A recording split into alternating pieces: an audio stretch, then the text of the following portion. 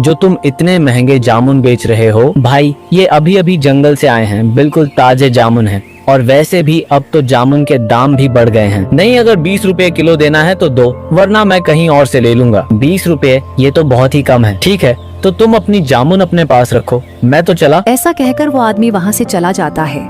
आज मेरा एक भी जामुन नहीं बिका। पूरा दिन बीतने के बाद एक ग्राहक आया और वो भी चला गया। अब मैं क्या करूं? अरे आदित्य, क्या सोच रहे हो? नमस्ते मुखिया जी। हाँ नमस्ते। क्या हुआ? तुम किस सोच में डूबे हुए थे? मुखिया के पूछने पर आदित्य उन्हें सब कुछ बता देता है। आदित्य की बात सुनकर मुखिया जी अपने मन में सोचते हैं, इसके जामुन तो वाकई बहुत ही अच्छे हैं और ताज़ा है। वो आदमी बेवकूफ था, ऐसा करता हूँ, कम पैसों में मैं ही इसके जामुन खरीद लेता हूँ। ये सब सोचकर मुखिया जी बोलते हैं, ऐसा करो आदित्य, तुम मुझे ये जामुन 30 रुपए किलो के हिसाब से 10 किलो दे दो। ठीक है मुखिया जी, मैं अभी दे देता हूँ। ऐसा कहकर आदित्य मन में सोचता है, चलो, कम से कम मुखिया जी ने मुझसे बहुत ज्यादा तो पैसे कम नहीं करवाए। अब जो भी पैसे मिलेंगे मैं उन पैसों से घर की जरूरत का सामान ले लूंगा, क्योंकि खाली हाथ भी तो मैं घर नहीं जा सकता। मुखिया जी चालाकी से अपने मन में सोचते हैं, बेवकूफ आदमी, इन लोगों से प्यार के 2 मीठे बोल क्या बोल दो, ये लोग अपना सब कुछ न्यौछावर कर देते हैं। फिर मुखिया जी जामुन लेकर वहाँ से चले जाते हैं और आदित्य भी अपना सामान समेटकर अपने घर की ओर निकल जाता है। अजी, सुनते हो? अच्छा किया जो आप जल्दी आ गए। क्या हुआ रूपा, तुम इतनी परेशान क्यों हो रही हो? माँ की तबीयत बहुत खराब हो गई है, उसे बहुत तेज बुखार है। रूपा, तुम ये क्या कह रही हो? रुको, मैं अभी वैद्य जी को लेकर आता हूँ। फिर आदित्य वैद्य जी के पास चला जाता है। तभी रास्ते में बहुत तेज बारिश होने लगती है, लेकिन तब भी आदित्य अपनी माँ को बचाने के लिए जैसे तैसे करके वैद्य जी के पास पहुँच जाता है और आदित्य वैद्य जी को सारी बात बता देता है और वैद्य जी को अपने घर ले आता है। आदित्य, तुम्हारे माँ को बहुत तेज बुखार है।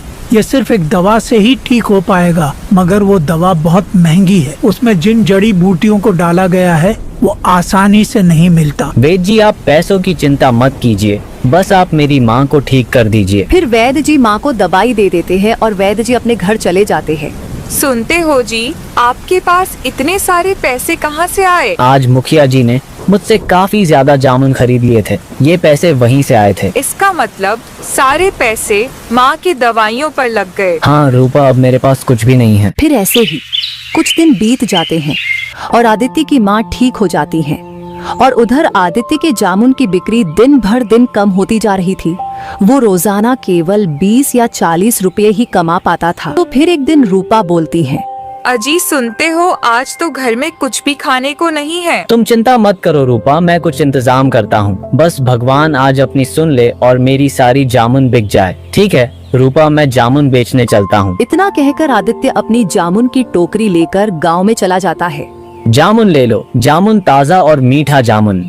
इस तरह आदित्य पूरे गांव में जामुन बेचता है, लेकिन शाम होने तक उसकी एक भी जामुन नहीं बिकती। तो वो थक हार कर एक पेड़ के नीचे बैठ जाता है और मन में सोचने लगता है, सुबह से शाम हो गई, लेकिन अभी तक मेरी एक भी जामुन नहीं बिकी।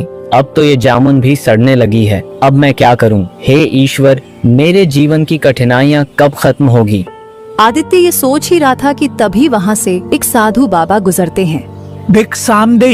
भिक्षामदेही तुम एक दोगे, ईश्वर तुम्हें सो देगा। प्रणाम साधु बाबा। आयुष्मान भव पुत्र। क्या आपको कुछ चाहिए साधु बाबा? हाँ पुत्र, मैं एक भिक्षुक हूँ और यहाँ लोगों से भिक्षा मांग रहा हूँ। कैसी भिक्षा साधु बाबा? पुत्र, मैं अपने शिष्यों के लिए भोजन इकट्ठा कर रहा हूँ, इसीलिए गांव लोगों से भिक्षा मांग रहा हूँ। पुत्र, अगर तुम चाहो तो अपनी खुशी से तुम भी कुछ थोड़ी सी भिक्षा दे सकते हो। क्षमा चाहता हूँ साधु बाबा, अभी मेरे पास आपको देने के लिए 1 रुपया भी नहीं है और ना ही मेरे घर में आटा या कोई अनाज है जो मैं आपको दे सकूं, और ना ही मैंने आज सुबह से कुछ कमाया है। मेरे पास आपको देने के लिए कुछ भी नहीं है। पुत्र, क्या तुम मुझे ये जामुन दे सकते हो? बाबा की ये बात सुनकर आदित्य अपने मन में सोचने लगा, हाँ, ये जामुन तो मैं साधु बाबा को दे ही सकता हूँ।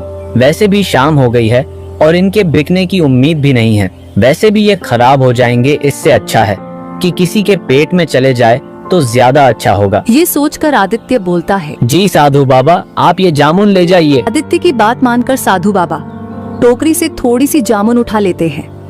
ये क्या साधु बाबा, आप इतनी कम जामुन क्यों लेकर जा रहे हो? आप सारे जामुन ले जाइए। पुत्र, अगर मैंने तुम्हारी सारे जामुन ले लिए तो तुम क्या बेचोगे? कोई बात नहीं साधु बाबा, मैं कल दोबारा जामुन तोड़कर बेच दूंगा। आप इन्हें ले जाइए। पुत्र, मैं इतना बड़ा टोकरी कैसे लेकर जाऊंगा? साधु बाबा, आप मुझे बताइए आपको कहाँ जाना है, मैं इन्हें वहीं पहुँचा देता हूँ। ठीक है पुत्र, चलो तुम मेरे साथ। इतना कहकर साधु बाबा आदित्य को लेकर जंगल की ओर चले जाते हैं।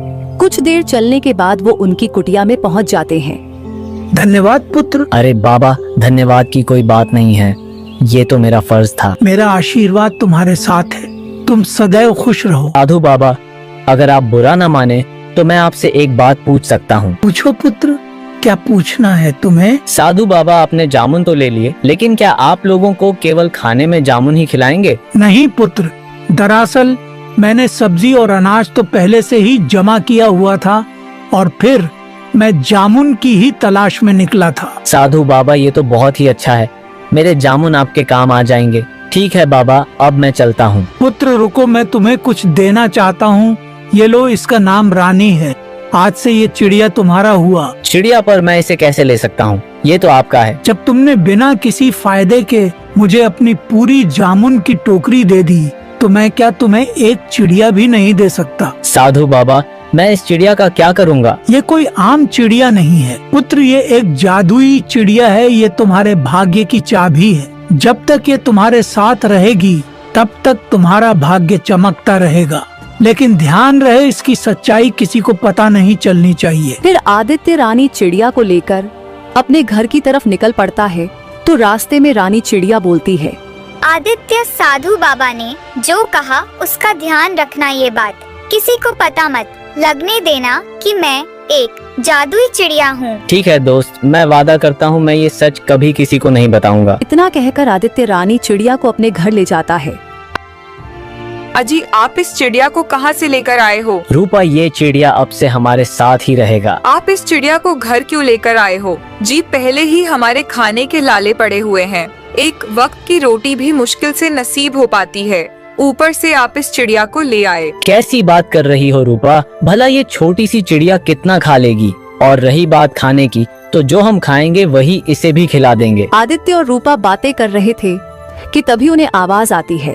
अरे आदित्य, क्या घर पर हो? जरा बाहर आओ। अरे सूरज भाई, आप यहाँ? हाँ आदित्य, वो क्या है ना, आज मेरी बेटी का जन्मदिन था, बहुत सारे पकवान बच गए, मैंने सोचा गांव में बांट दूं, इसीलिए मैं तुम्हें भी देने चला आया। ये लो। बहुत बहुत शुक्रिया भाई आपका। अरे नहीं आदित्य, इसमें शुक्रिया की क्या बात है, वैसे भी ये खाना खराब हो जाता तो इससे अच्छा किसी का पेट ही भर जाए। सूरज ये कहकर वहाँ से चला जाता है।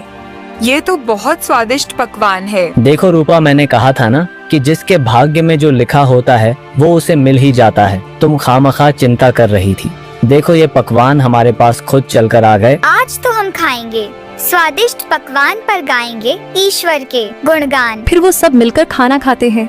रूपा, मैं जामुन बेचने बाजार जा रहा हूँ। तो क्या आप इस रानी चिड़िया को भी साथ ले जाएंगे? क्यों, क्या हुआ? कुछ नहीं, मैं तो बस पूछ रही थी। आदित्य रूपा की बात सुनकर जामुन बेचने चला जाता है।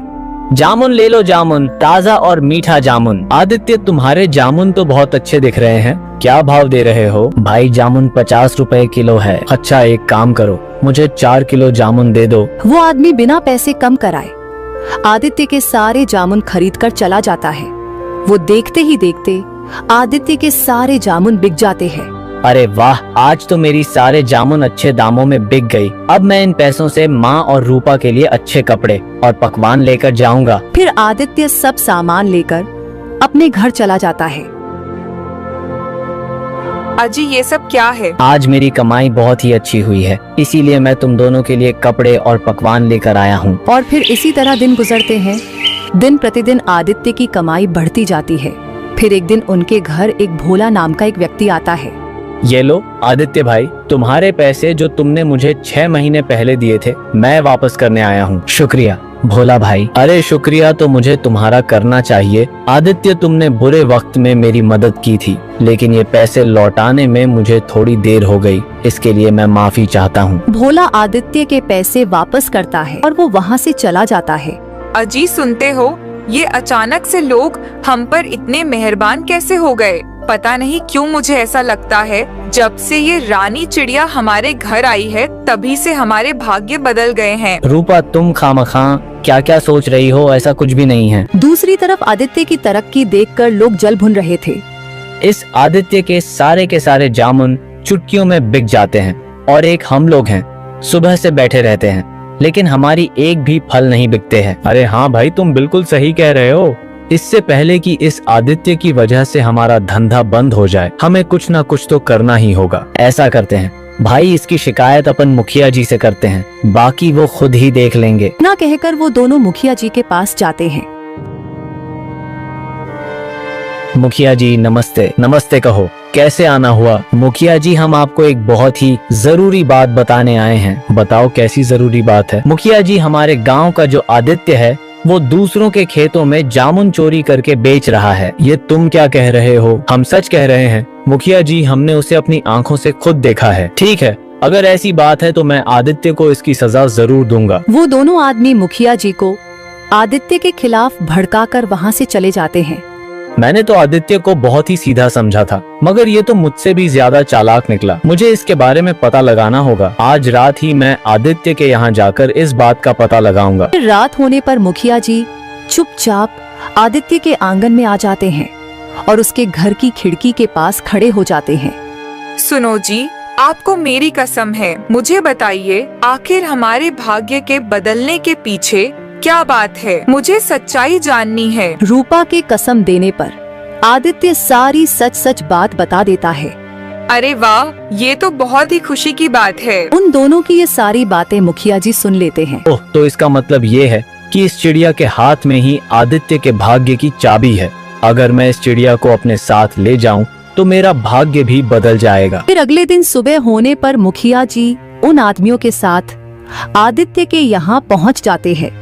आदित्य, तुम इतने बड़े चोर निकलोगे मैंने कभी सोचा नहीं था। चोरी? कैसी चोरी मुखिया जी? ज्यादा बनने की जरूरत नहीं है, मैं तुम्हारी सारी सच्चाई जान चुका हूँ। कैसी सच्चाई मुखिया जी? आदित्य, एक तो तुम दूसरों के खेतों से जामुन चोरी करके बेचते हो और पूछते हो कैसी चोरी। तुम्हारी सजा ये है कि अब तुम्हें मुझे 15,000 रुपए का भुगतान करना पड़ेगा। मुखिया जी, मेरे पास इतने पैसे तो नहीं हैं और मैं सच बोल रहा हूँ, मैंने किसी के यहाँ कोई चोरी नहीं की। अगर तुम्हारे पास 15,000 रुपए नहीं है तो मैं ये तुम्हारा चिड़िया अपने साथ ले जाऊंगा। नहीं नहीं, मैं तुम्हारे साथ नहीं जाऊंगी। मुखिया जी, ये मेरा चिड़िया है, आप मेरे चिड़िया को ऐसे लेकर नहीं जा सकते। आदित्य को बेबस देखकर वही फल वाला आदमी बोलता है, मारो इसे, ये हमारे खेतों में चोरी करता है और हमारी मेहनत के पैसों पर ऐश कर रहा है। हाँ हाँ, मारो मारो इसे, ये हमारे खेतों में चोरी करता है और हमारी मेहनत के पैसों पर ऐश कर रहा है। हाँ हाँ, मारो इसे, ये चोर है। छोड़ दो मेरे पति को,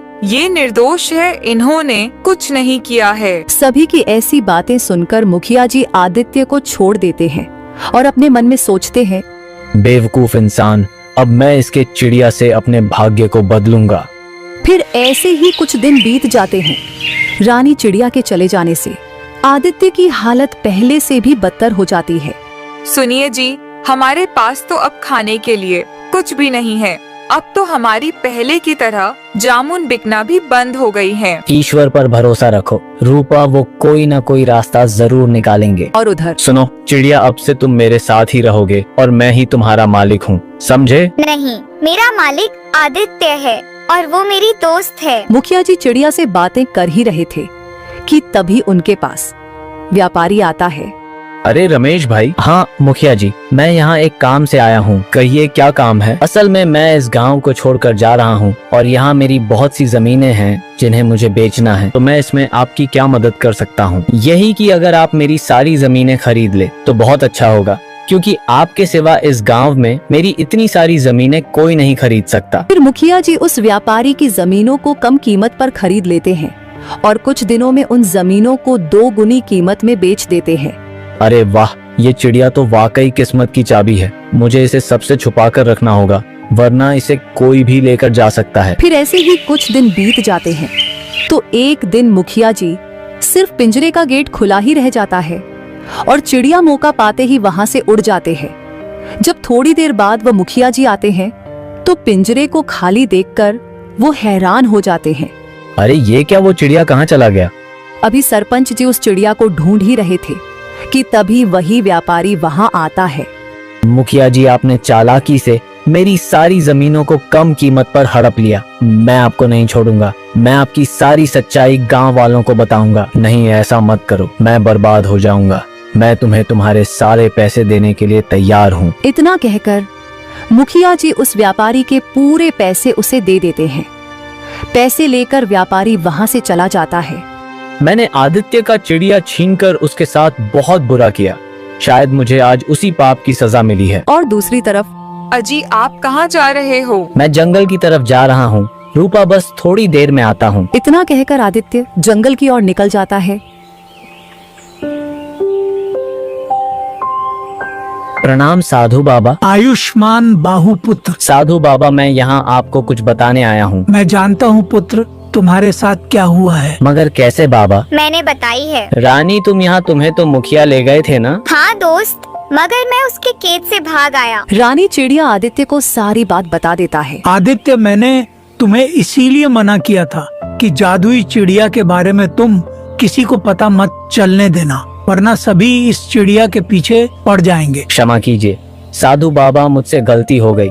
मुझे मजबूरी में रूपा को रानी चिड़िया के बारे में बताना पड़ा था। कोई बात नहीं पुत्र, गलती इंसान से ही होती है। ये चिड़िया मैं तुम्हें वापस करना चाहता हूँ और आशा करता हूँ कि तुम दोबारा कोई गलती नहीं करोगे। धन्यवाद साधु बाबा, मैं वादा करता हूँ कि मैं दोबारा ऐसी कोई गलती नहीं करूँगा। रानी चिड़िया को पाकर आदित्य का भाग्य दोबारा चमक जाता है और वो दिन प्रतिदिन अमीर होता जाता है।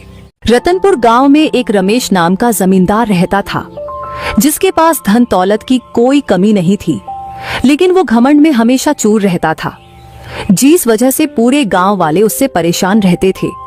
फिर एक दिन जमींदार की पत्नी मालती बोलती है, अजी सुनते हो, आपसे मिलने भोला आया है। वो कब से आपका इंतजार कर रहा है, आप जाकर उससे मिल लीजिए। अरे, तुम भी ना देख रही हो, मैं पूजा करके आया हूँ। तुम मेरी पूजा को भंग करने में लगी हुई हो। उसको बोल दो, थोड़ी देर वो मेरा इंतजार करेगा। मैं नाश्ता करने के बाद आता हूँ। भोला बहुत रो रहा है, बोल रहा है कि उसकी माँ की बहुत जोरों से तबीयत खराब है, उसको डॉक्टर के पास लेकर जाना है, इसलिए वो आपसे कुछ पैसे उधार लेने के लिए यहाँ पर आया है। और आपकी पूजा भी तो खत्म हो गई है, तो आप जाकर एक बार मिल लीजिए, फिर बाद में नाश्ता कर लेना। तुम मुझे गुस्सा दिला रही हो। तुम देख रही हो ना, मैं भी नहा धोकर पूजा करके उठा हूँ और तुम मुझे फिर से उस दलित आदमी से मिलने को कह रही हो। वो छोटी जाति के लोग हैं, वो पता नहीं कहाँ से आया होगा। तुम उसे यहाँ से भगा दो। आप भले ही पूजा पाठ कितना भी कर ले, लेकिन आपको पुण्य बिल्कुल भी नहीं मिलेगा, क्योंकि आप कभी भी किसी का भला नहीं करते हो। एक तो बेचारा इतना परेशान है और उसकी माँ की तबीयत ठीक नहीं है, उसको डॉक्टर के पास लेके जाना है, और आप है कि उसे छुआछूत कहकर भगा रहे हो। तो क्या पूरे गांव के भिखारी का मैंने ही ठेका ले रखा है? क्या सभी मुंह उठाकर यहाँ चले आते हैं पैसे मांगने के लिए? मालती और जमींदार दोनों आपस में बहस कर ही रहे होते हैं कि भोला उनके घर में आ जाता है।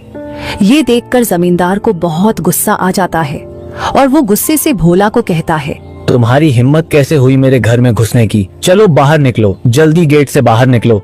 मालिक, मेरी माँ की तबीयत बहुत खराब है, मुझे माँ को डॉक्टर के पास लेके जाना है। मैं अपनी जमीन के कागज लेकर आया हूँ, आप इनको गिरवी रखकर मुझे कुछ पैसे दे दीजिए, जिससे मैं अपनी माँ को डॉक्टर के पास लेके जा सकूँ।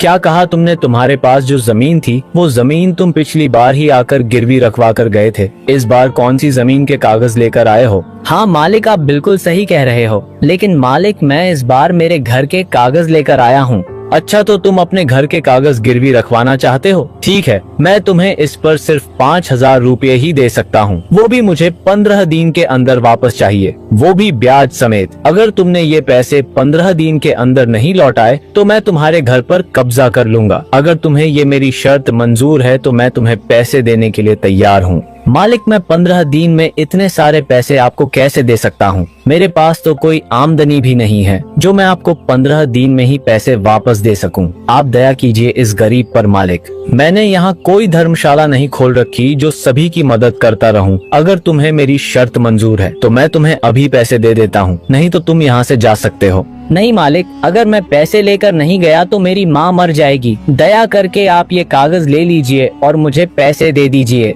फिर जमींदार भोला के घर के कागज ले लेता है और उसको पैसे दे देता है। फिर भोला पैसे लेकर अपने घर आ जाता है।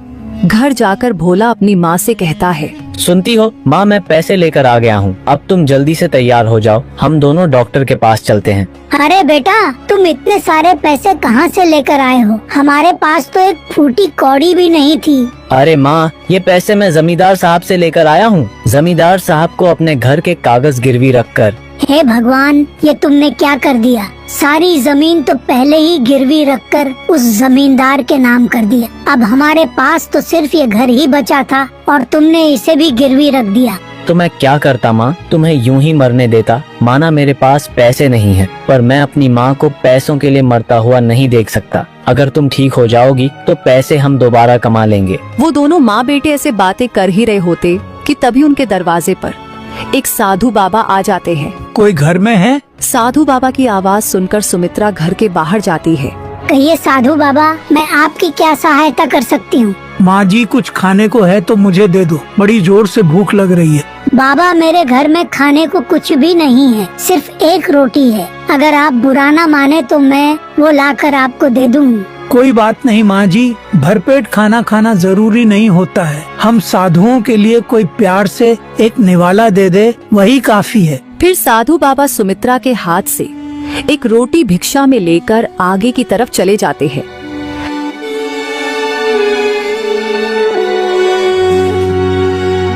फिर वो चलते चलते जमींदार के दरवाजे पर पहुंच जाते हैं और आवाज देते हैं, भिक्षा मदेही, भिक्षा मदेही। ये आवाज सुनकर जमींदार की पत्नी मालती गेट पर आती है। प्रणाम साधु बाबा, आइए आइए, अंदर आइए और बैठिए। मैं आपके लिए खाने का इंतजाम करती हूँ। फिर साधु बाबा जमींदार के घर में जाकर बैठ जाता है और उन भोजन का इंतजार करता है। तभी जमींदार वहाँ आ जाता है। साधु बाबा को अपने घर में देखकर उसे बहुत गुस्सा आ जाता है और वो अपनी पत्नी के पास जाता है। मालती, मैंने तुम्हें कितनी बार कहा है कि किसी भी भिखारी को घर के अंदर नहीं लाना है, और तुम आज फिर से इस बूढ़े को घर के अंदर ले आई और बिठा दी। मैंने तुम्हें कितनी बार कहा है कि हर किसी को घर के अंदर नहीं लाना है, और ना ही मुझसे बिना पूछे किसी को कुछ देना है, और ना ही किसी को कुछ खिलाना है। जी, आप ये क्या बोल रहे हो? थोड़ा धीरे बोलिए, साधु बाबा है। अगर वो ये बात सुन लेंगे तो आपको श्राप दे देंगे। अरे ये क्या श्राप दे देंगे? मैं बहुत अच्छी तरीके से जानता हूँ इन ढोंगी बाबा को, जो भेस बदल कर मांग मांग कर खाते हैं, और तुमने बिना सोचे समझे उसको घर में बिठा लिया, पूरा घर भी गंदा करवा दिया। मैं अभी उस ढोंगी बाबा को भगा कर आता हूँ। लेकिन साधु बाबा जमींदार और मालती दोनों की बातें सुन लेते हैं और वो बाहर आकर गुस्से से जमींदार से कहते हैं, मैंने आज तक तुम जैसा घमंडी सेठ नहीं देखा जो घर आए हुए संत का इतना अपमान करे। मैं तुम्हें श्राप देता हूँ कि तुम एक लोमड़ी बन जाओ। साधु बाबा की श्राप देते ही जमींदार उसी वक्त एक लोमड़ी बन जाता है।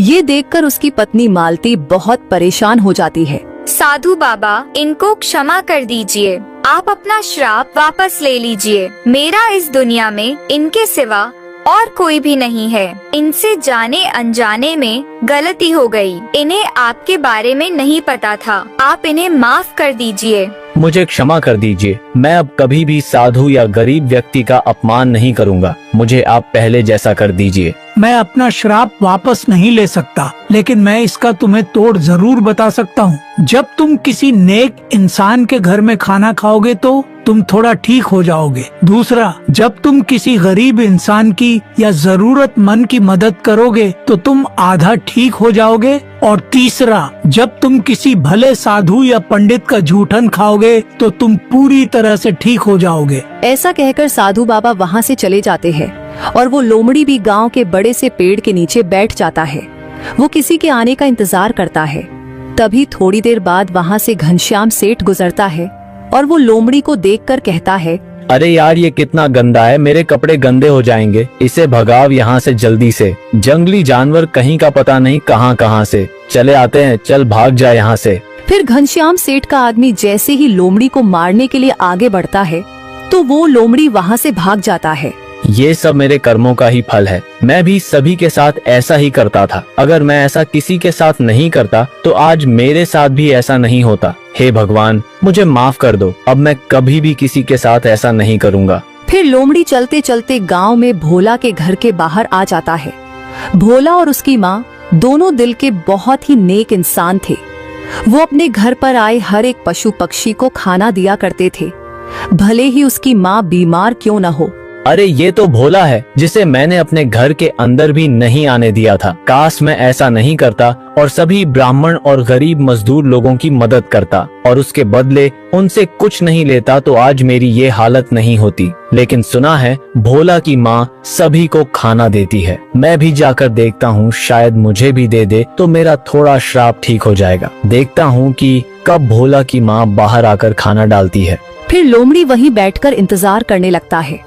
कुछ ही देर बाद भोला की माँ हाथ में कुछ थाली लेकर आई और उसने उस थाली को बाहर आंगन के एक पेड़ के पास रख दी और साथ में एक थोड़ा सा खाना पशु पक्षी के लिए रख दिया और वापस घर में चली गई।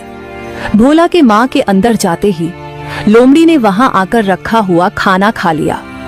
तभी वो थोड़ा ठीक हो गया और खुश होकर बोला, अरे वाह, मैं थोड़ा ठीक हो गया, यानी मैंने साधु बाबा की पहली परीक्षा पास कर ली। अब बची 2 परीक्षा, वो भी मैं जल्दी से पूरी कर लूंगा, फिर मैं पहले जैसा हो जाऊंगा। भोला, तुम भले ही गरीब हो लेकिन दिल के बहुत ही नेक इंसान हो। मैं तुम्हारा ये एहसान कभी नहीं भूलूंगा। जब मैं ठीक हो जाऊंगा तब मैं तुमको और तुम्हारी माँ को आदर सम्मान के साथ घर लेकर जाऊंगा और खाना खिलाऊंगा। फिर वो लोमड़ी वहां से चला जाता है और अपनी दूसरी परीक्षा को पास करने के लिए वो एक बहुत ही गरीब आदमी की तलाश करता है। चलते चलते वो गांव से बहुत दूर आ जाता है तो उसे एक छोटी सी झोपड़ी दिखाई देती है।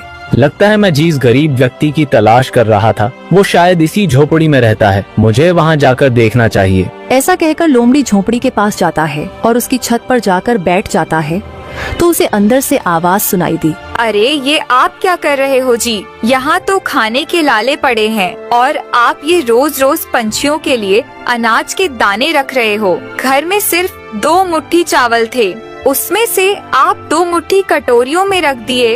अब हम क्या खाएंगे? मुझे पता है कि घर में अनाज नहीं बचा है, लेकिन जब खुद का पेट भरा हुआ हो तब भूखे को खाना खिलाने में क्या मजा है। असली इंसानियत तो वो है जब हम खुद आधे पेट रहे और किसी भूखे का पेट भरने में मदद करें।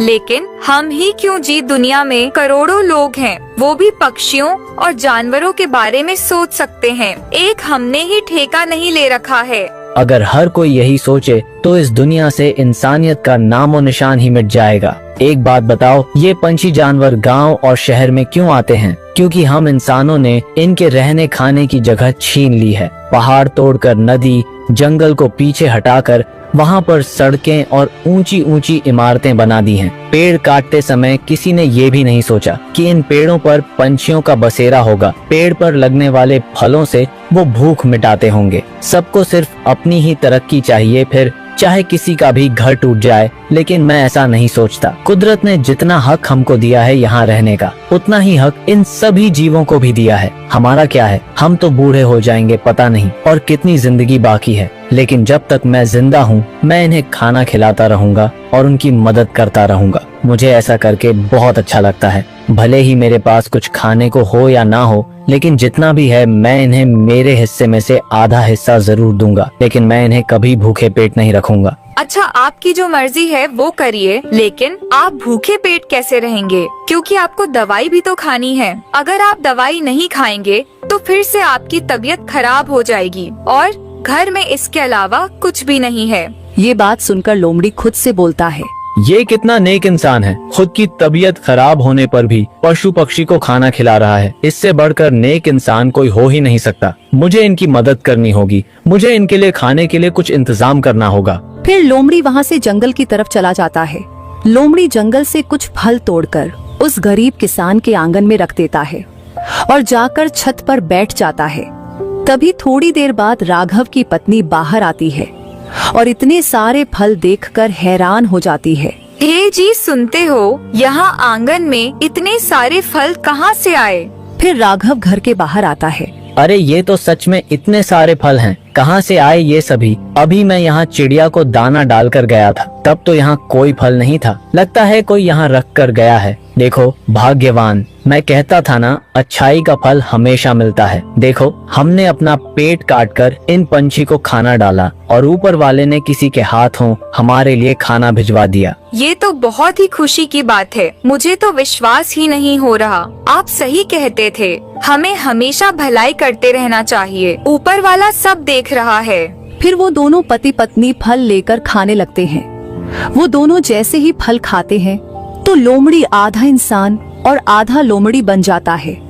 ये देखकर राघव, उसकी पत्नी दोनों डर जाते हैं। कौन हो तुम और ऐसे अचानक कैसे प्रकट हो गए? और तुम्हारा ये शरीर आधा लोमड़ी और आधा इंसान का कैसे है? मुझे कुछ भी समझ नहीं आ रहा है। आप सच में एक पुण्य आत्मा हो। मैं आपको सब बताता हूँ। पहले मैं आपका धन्यवाद करना चाहता हूँ। आपकी वजह से मेरा आधा श्राप खत्म हो गया। आपका बहुत बहुत धन्यवाद। फिर जमींदार सारी कहानी उस व्यक्ति को बताता है। ऐसी कोई बात नहीं है, मैं तो सिर्फ अपना कर्म कर रहा हूँ। नहीं, आप नहीं जानते कि आपने मुझ पर कितना बड़ा उपकार किया है। आपके दिल में सच में पशु और जानवरों के लिए बहुत दया है। चलो अब मैं चलता हूँ, मुझे अपनी एक और परीक्षा पास करनी है। इतना कहकर जमींदार वहाँ से चला जाता है और अपनी दूसरी परीक्षा भी पास कर लेता है और मन में सोचता है, मैंने अब तो दूसरी परीक्षा भी पास कर ली। अब तीसरी परीक्षा बची है, जो कि मुझे किसी ब्राह्मण का जूठन खाना है जो कि दिल का बहुत नेक हो। फिर लोमड़ी चलते चलते गांव से बाहर आ जाता है,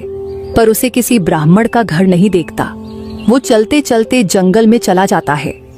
तभी थोड़ी देर में रात हो जाती है तो लोमड़ी जंगल में ही सो जाता है।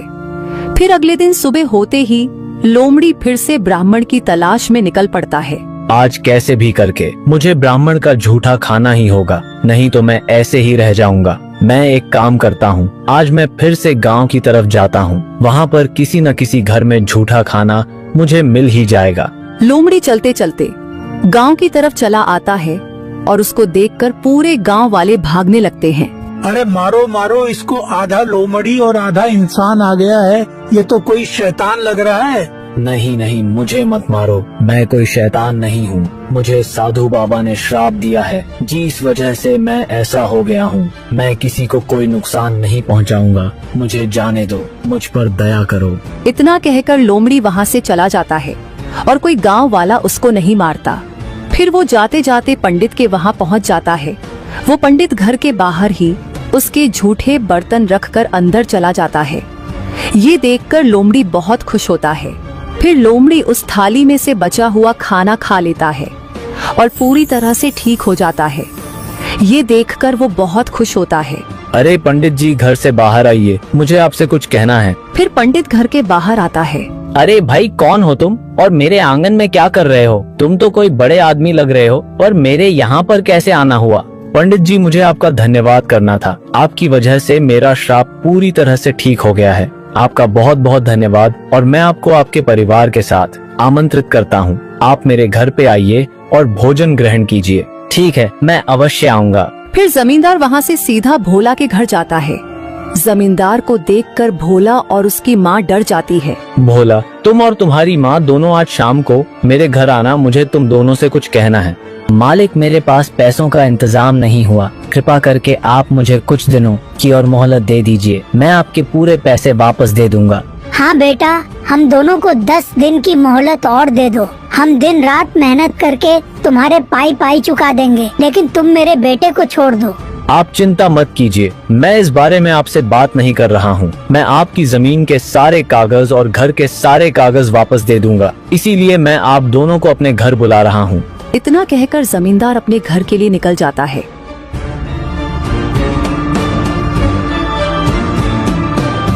जमींदार को सही देखकर उसकी पत्नी मालती बहुत खुश हो जाती है।